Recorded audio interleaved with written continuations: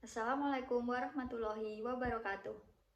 Saya Fira Erviandini Nugraheni dengan NIM 202111314 dari kelas 7I Hukum Ekonomi Syariah Fakultas Syariah UIN Raden Mas Said Surakarta. Di sini saya akan mereview buku yang berjudul tentang Hukum Perlindungan Konsumen berdasarkan dimensi hukum positif dan hukum ekonomi syariah.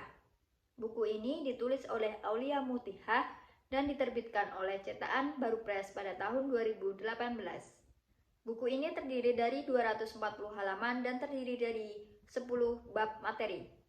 Bab pertama pada buku ini menjelaskan tentang kebijakan Rasulullah dalam membangun perekonomian umat Islam, yaitu di mana Rasulullah sangat mengutamakan akhlak dalam menjalankan perekonomian, sehingga dapat menjadi tauladan bagi kita semua untuk menjalankan setiap kegiatan ekonomi. Salah satunya yaitu hubungan antara konsumen dengan pelaku usaha. Kemudian dalam kegiatan antara konsumen dengan pelaku usaha itu harus ada di dalam koridor kejujuran, karena kejujuran dalam menjalankan usaha digunakan sebagai wujud perlindungan terhadap konsumen itu sendiri. Bab 2 membahas tentang seluk-beluk hukum perlindungan konsumen. Perlindungan konsumen adalah segala upaya yang menjamin adanya kepastian hukum untuk memberikan perlindungan kepada konsumen. Di Indonesia, hukum perlindungan konsumen diatur dalam Undang-Undang Nomor 8 Tahun 1999. Kenapa ada undang-undang tersebut? Karena konsumen itu sering berada di posisi yang lemah dan dijadikan sebagai bahan bertransaksi yang tidak adil. Maka dari itu adanya undang-undang tersebut dijadikan untuk melindungi hak-hak konsumen dan memastikan bahwa mereka itu tidak dirugikan dan tidak dijadikan bahan bertransaksi bisnis yang tidak adil lagi. Kemudian di dalam undang-undang selalu mempunyai asas dan tujuan untuk memberikan pemahaman dasar. Asas tersebut yaitu perlindungan terhadap konsumen, terus berasaskan manfaat, keadilan, berkeseimbangan, keamanan, keselamatan konsumen, serta kepastian hukum. Kemudian adanya asas tersebut dapat memperoleh perlindungan yang lebih baik dalam bertransaksi bisnis dan praktik bisnis yang lebih aktif, lebih adil, dan beretika dapat terwujud. Bab 3 dalam buku ini membahas tentang konsumen dan pelaku usaha. Konsumen itu apa sih? Konsumen itu adalah setiap orang yang memakai barang atau jasa yang ada di dalam masyarakat, keluarga, diri sendiri maupun orang lain, namun tidak diperjualbelikan. Kemudian di dalam konsumen itu terdapat hak-hak. Ada 4 hak. Yang pertama itu hak memperoleh keamanan, hak memilih, hak mendapatkan informasi, dan hak untuk didengar. Pelaku usaha itu apa sih? Pelaku usaha adalah setiap orang atau badan usaha yang terdiri dari badan hukum maupun non-badan hukum yang didirikan dan berkedudukan untuk melakukan kegiatan bersama-sama melalui perjanjian untuk menyelenggarakan kegiatan usaha dalam berbagai bidang ekonomi, yaitu seperti BUMN, koperasi, pedagang, importir, distributor, maupun yang lainnya. Di dalam pelaku usaha itu juga terdapat beberapa hak pelaku usaha itu sendiri.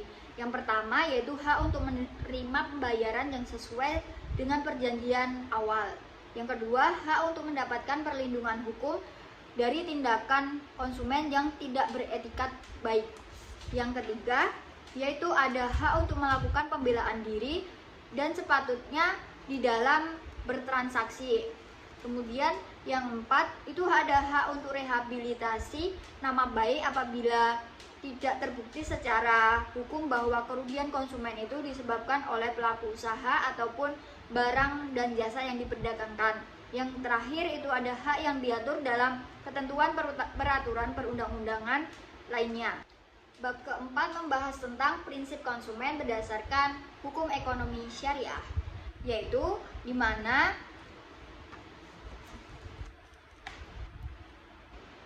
bab keempat membahas tentang prinsip perlindungan konsumen berdasarkan ekonomi syariah.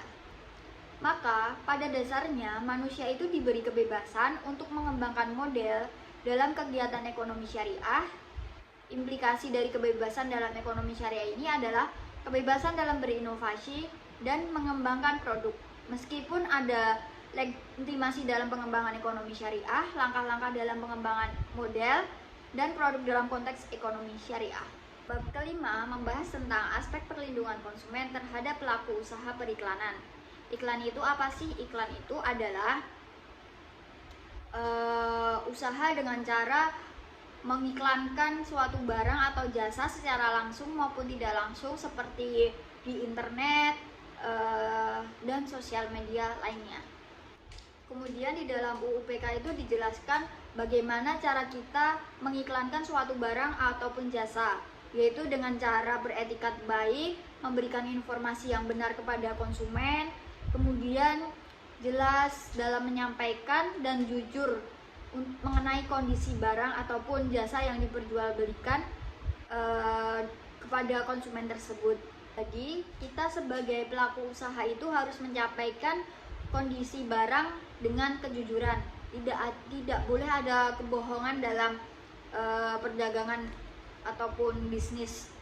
Jadi kita harus menyampaikan kondisi barang itu sesuai dengan faktanya dan menyampaikan keunggulan pada barang tersebut sehingga konsumen itu terpikat pada barang ataupun jasa yang kita jual belikan. Bab ke-6 membahas tentang pengaturan klausula baku pada hukum perlindungan konsumen. Klausula baku pada hukum perlindungan konsumen itu terdiri dari dua macam, yaitu dalam bentuk dokumen dan dalam bentuk kontrak.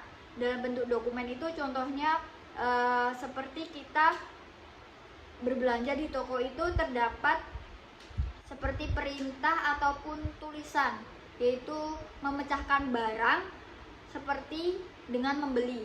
Ketika kita tidak sengaja maupun sengaja memecahkan produk, maka kita wajib untuk membayar ataupun membelinya. Yang kedua yaitu dalam bentuk kontrak. Kontrak baku ini merupakan suatu kontrak yang sudah dipersiapkan terlebih dahulu oleh pelaku usaha. Jadi kontrak ini berisi tentang aturan-aturan yang umumnya bisa tercantum dalam suatu kontrak yang memuat persyaratan khusus baik berkenaan tentang kepentingan transaksi antara pelaku maupun konsumen, dan kontrak ini bersifat formil.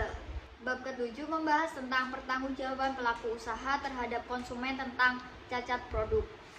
Mengenai kewajiban pelaku usaha untuk menanggung cacat barang diatur dalam pasal 1504 KUH Perdata, yaitu di mana si penjual diwajibkan menanggung terhadap cacat tersembunyi pada barang yang dijual yang membuat barang itu tidak sanggup lagi untuk dipakai, ataupun demikian mengurangi pemakaian itu.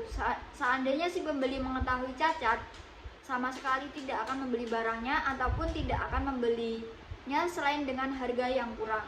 Sehubungan dengan cacat tersembunyi di atas, konsumen dapat mengembalikan barang dan menuntut pengembalian kepada pelaku usaha. Kemudian apabila pelaku usaha tersebut telah mengetahui adanya cacat tersebut, ia diwajibkan mengembalikan harga pembelian yang telah diterimanya. Kemudian ia juga diwajibkan mengganti semua kerugian yang ditanggung oleh konsumen. Bab ke-9 membahas tentang lembaga perlindungan konsumen. Lembaga perlindungan konsumen terdiri dari dua.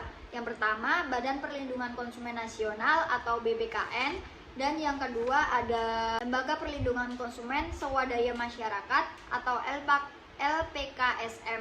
Bab terakhir membahas tentang penyelesaian sengketa konsumen.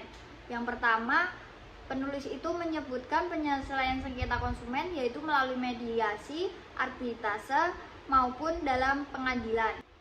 Sekian review blog yang saya sampaikan, kurang lebihnya saya mohon maaf. Assalamualaikum warahmatullahi wabarakatuh.